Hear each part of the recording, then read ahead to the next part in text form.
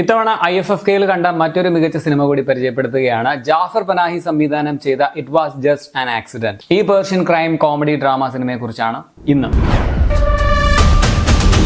ഒരു ഓട്ടോ മെക്കാനിക്കായ വാഹിദ് തന്റെ ലൈഫിൽ ഉണ്ടായ ഭീകരവും മോശവുമായിട്ടുള്ള അനുഭവങ്ങൾക്ക് കാരണക്കാരനെന്ന് പുള്ളി സംശയിക്കുന്ന ഒരാളെ വീണ്ടും കാണാനിട വരുന്നതും തുടർന്ന് നടക്കുന്ന സംഭവങ്ങളുമാണ് ഈ സിനിമ പറയുന്നത്. ഒറ്റ വാക്കിൽ ഒരു മികച്ച ആക്ഷേപഹാസ്യ ചിത്രമാണിതെന്ന് പറയാം. ഇറാനിലെ രാഷ്ട്രീയ സാഹചര്യം പരോക്ഷമായിട്ടെങ്കിലും നർമ്മത്തിൽ ചാലിച്ച ഒരു കഥയിൽ ചേർത്ത് പറയുന്ന ഒരു സിനിമയാണിത്. 2025 ഞാൻ കണ്ടിട്ടുള്ള മികച്ച സിനിമകളുടെ പട്ടിക എടുക്കുമ്പോൾ തീർച്ചയായിട്ടും ഈ പടം അതിൽ സ്ഥാനം പിടിക്കും എന്ന് തന്നെയാണ് ഞാൻ വിചാരിക്കുന്നത്. പിന്നെ ഇതൊരു ഫെസ്റ്റിവൽ ടൈപ്പ് പടമാണ്, അതുകൊണ്ട് ഭയങ്കര ലാഗായിരിക്കും എന്നൊന്നും നിങ്ങൾ വിചാരിക്കേണ്ട കാര്യമില്ല. ഈ പടം നല്ല എൻഗേജിംഗ് ആയിട്ടാണ് മുമ്പോട്ട് പോകുന്നത്. രസകരമായിട്ടുള്ള കഥാപാത്രങ്ങളും സിറ്റുവേഷൻസും സിമ്പിൾ ആയിട്ടുള്ള കോമഡിയിലൂടെ ശക്തമായ പൊളിറ്റിക്സ് സംസാരിക്കുക, ഇങ്ങനെ ഒരുപാട് പോസിറ്റീവ്സ് പടത്തിന്റെ സ്ക്രിപ്റ്റിനും ഉണ്ട്. അവിടുത്തെ സിസ്റ്റത്തിന്റെ ഒരു കുഴപ്പം കൊണ്ട് ക്യാരക്ടേഴ്സിന് തോന്നുന്ന ഒരു ദേഷ്യം അത് അവര് വ്യക്തിപരമായിട്ട് തീർക്കണോ അതോ ഗവൺമെന്റിനോട് തീർക്കണോ, എങ്ങനെ പ്രതികാരം ചെയ്യണം തുടങ്ങിയ കാര്യങ്ങളൊക്കെ വളരെ ലൈറ്റ് ആയിട്ട് നർമ്മത്തിലൂടെ പടത്തിൽ ഇങ്ങനെ പറഞ്ഞു പോവുകയാണ്.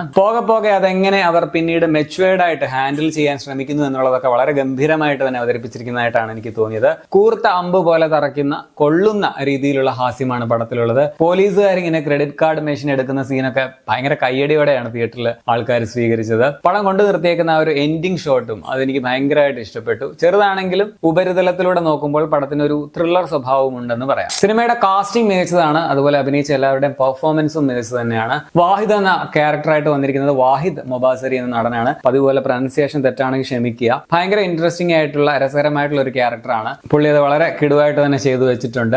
അതുപോലെ തന്നെ ശിവ എന്ന ഫോട്ടോഗ്രാഫറായിട്ട് വന്ന മറിയം അഫ്ഷറിയും ആദ്യം സെൻസ് ഇല്ലാതെ പെരുമാറിയിട്ട് പിന്നെ നിനക്ക് ബോധം വന്നത് എനിക്ക് ഇഷ്ടപ്പെട്ടു എന്ന് ശിവ വാഹിദിനോട് പറയുന്നതൊക്കെ എനിക്കെന്തോ ഭയങ്കര രസമായിട്ട് തോന്നി. സിനിമയിലെ ബാക്കി കഥാപാത്രങ്ങളും വളരെ രസകരവും അത് ചെയ്ത താരങ്ങളുടെയൊക്കെ പ്രകടനങ്ങൾ മികച്ചതുമാണ്. അമീൻ ജാഫ്രിയാണ് സിനിമയുടെ ക്യാമറ.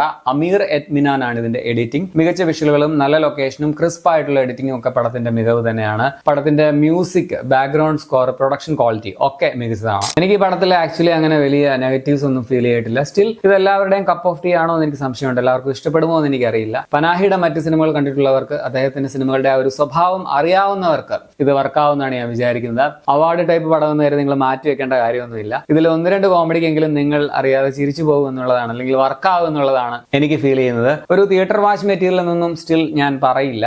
നിങ്ങൾക്ക് ഡീറ്റെയിൽ ആയിട്ടാണെങ്കിലും ഇത് കാണാൻ പറ്റിയാൽ കണ്ടു നോക്കുക, മിക്കവാറും ഇഷ്ടപ്പെടാനുള്ള സാധ്യതയുണ്ട്. സോ മൊത്തത്തിൽ ഒരു മികച്ച ക്രൈം കോമഡി സിനിമയാണ് it was just an accident. എനിക്ക് പേഴ്സണലി വർക്കായിട്ടുള്ള ഒരു സിനിമയാണ്. ക്യാൻ ഫിലിം ഫെസ്റ്റിവലിൽ പാം ഡിയോർ പുരസ്കാരം ലഭിച്ച ഒരു പടം കൂടിയാണ്. കൂടാതെ ഇത്തവണ ഓസ്കാറിൽ ബെസ്റ്റ് ഇന്റർനാഷണൽ ഫീച്ചർ ഫിലിം കാറ്റഗറിയിൽ ഫ്രാൻസിൽ നിന്നുള്ള എൻട്രി കൂടിയാണ് ഈ സിനിമ. ഞാൻ ഈ സിനിമ തിരുവനന്തപുരം ഇന്റർനാഷണൽ ഫിലിം ഫെസ്റ്റിവലിൽ IFFKയിലാണ് കണ്ടത്. പേർഷ്യനും അസർബൈജാനുമാണ് ഇതിന്റെ ലാംഗ്വേജസ് സംഭാഷണങ്ങളിലുള്ളത്. 1 മണിക്കൂർ 44 മിനിറ്റ് ആണ് സിനിമയുടെ റൺ ടൈം. 18+ ഒന്നുമല്ല, എല്ലാവർക്കും കാണാം. അപ്പൊ നിങ്ങൾ ഈ പടം കണ്ടുള്ളവരാണെങ്കിൽ നിങ്ങളുടെ അഭിപ്രായം കമന്റിൽ രേഖപ്പെടുത്തുമല്ലോ. ശരി എന്നാ.